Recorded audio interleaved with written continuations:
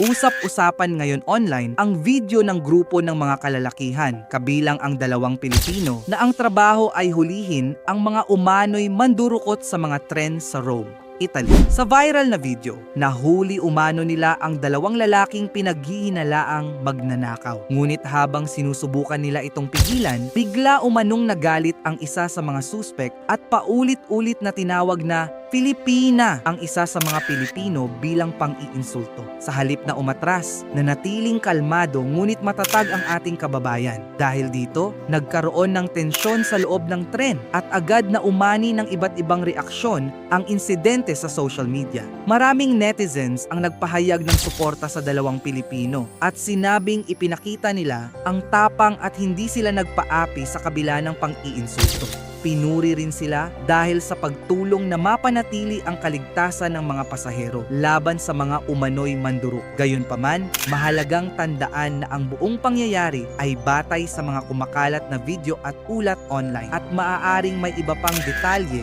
na hindi pa nakikita sa publiko. Ikaw, ano ang masasabi mo sa ipinakitang katapangan ng ating mga kababayan? At kung gusto ninyo ng mga balita at trending na usapin sa social media, huwag kalimutang i-follow at i-like ang aming Facebook page para lagi kayong updated. Salamat po!